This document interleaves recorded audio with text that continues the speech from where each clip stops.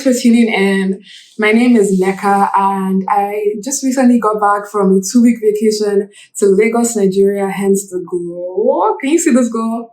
So I moved to Toronto 2 years ago, and since then I have not been back at all. So I had so much anxiety. I've changed so much in those 2 years. I thought my family would think I was weird. I thought my friends would not be able to talk to me or relate to me at all. But that wasn't the situation. And I'm so glad I went because I definitely needed a break from Toronto. For the past 2 years that I've lived in Toronto, it's given me so much space to find who I am and what I want out of my life. Within the city, I've fallen in love 1,000 times with the beauty of the small moments. And I've spent my time doing what fills my heart up and makes me feel so much gratitude to be alive. In this city, I've embodied so many new ways of being, and I've released so much of the shame, the heartbreak, and the anger that kept me from living in my authentic truth.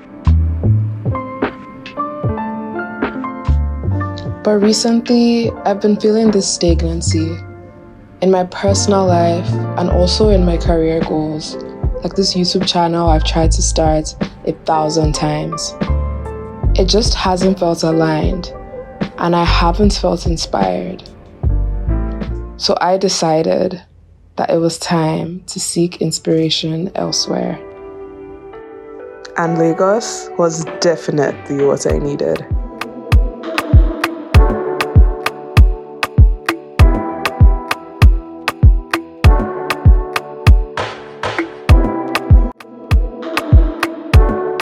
To kick off the Lagos festivities, my best friend Fade invited me to come for this film festival with her. And it was so interesting to see how other people interpret the world and make art out of it. I found lots of inspiration from the movies I did get to watch. My major takeaway was to keep adding elements of my culture into my art because I feel like that's what really makes art unique.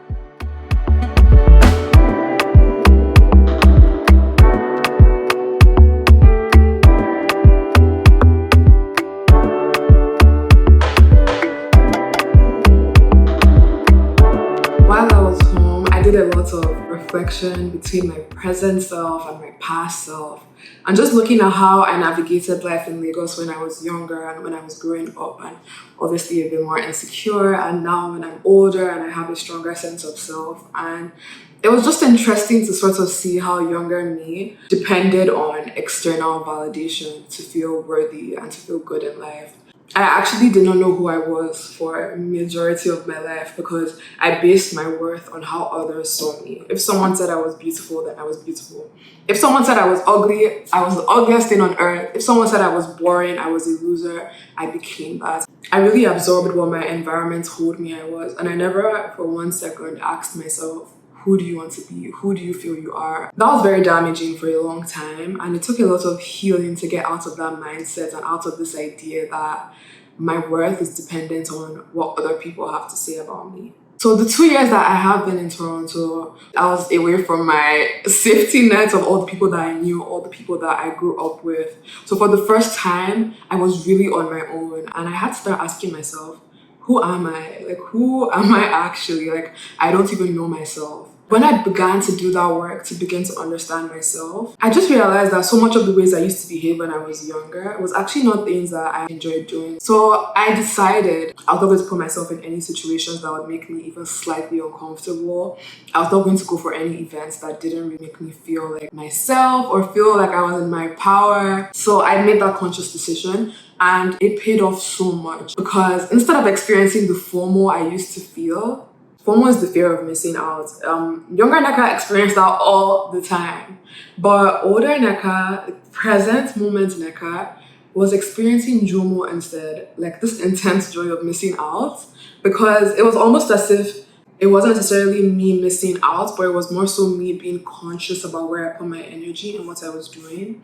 And I prioritized hanging out with my family and connecting with them. Like that was my utmost priority. And also then next was the people that I truly love, my closest, deepest friends. I spent the day with my beautiful grandma. I love her so, so much. And it was so nice to be in her house and see all the antiques from my childhood, including this mug from my parents' wedding 23 years ago, which was so magical to find.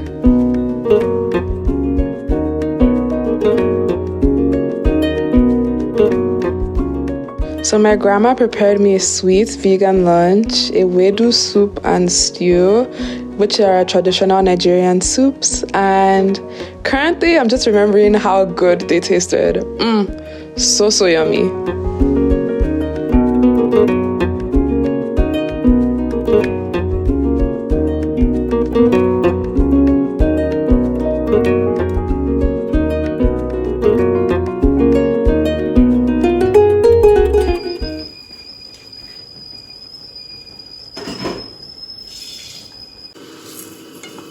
Good to be enough and be left over than not to be enough.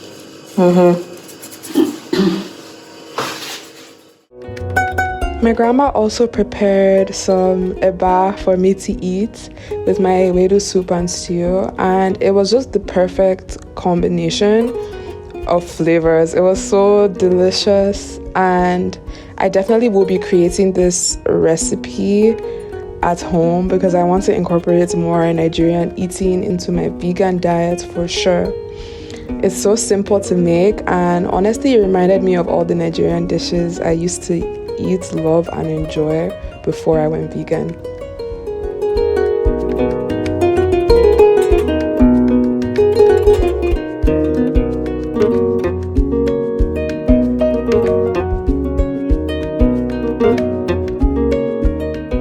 This is the final result. It tasted heavenly, and I love that my grandma shaped this into a heart. She's so sweet and I love her.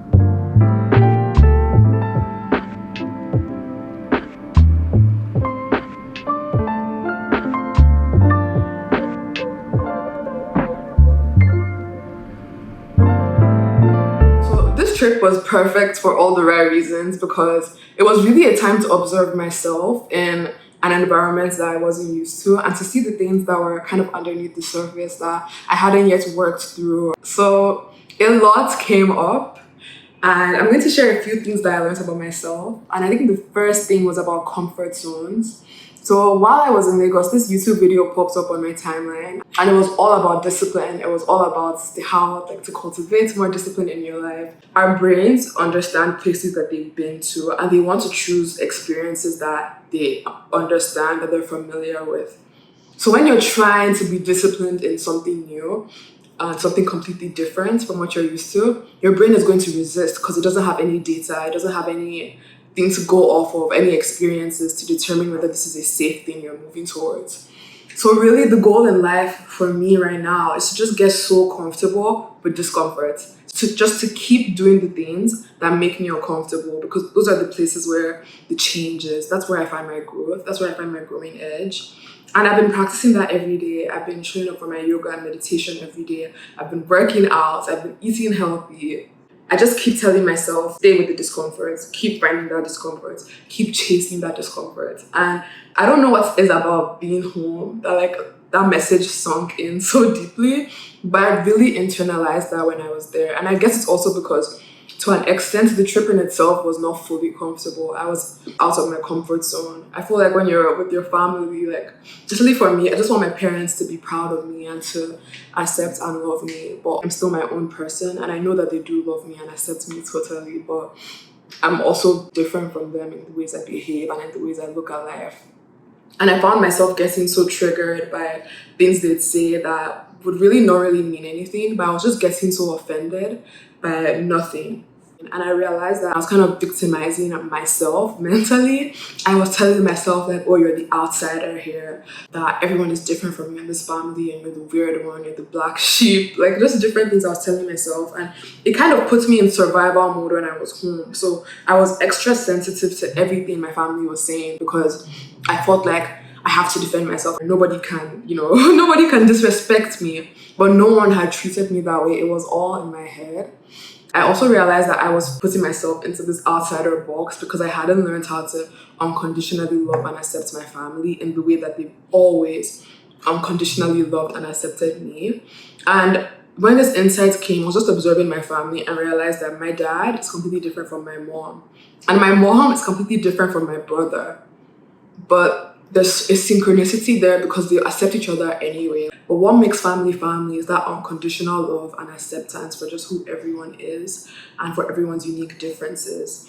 And that was just so key to me because I think even outside of my family in my real life, like I try to surround myself with people who are just like me. And if you're not just like me, I try to move away. And that's not okay because life is about nuance and about taking in everyone's differing perspectives and views on life and loving them regardless. So that was a big insight for me to realize that I am low-key a judgmental bitch. And to kind of be like, let's release this judgment and let's give it up away so that there's more space for me to unconditionally love.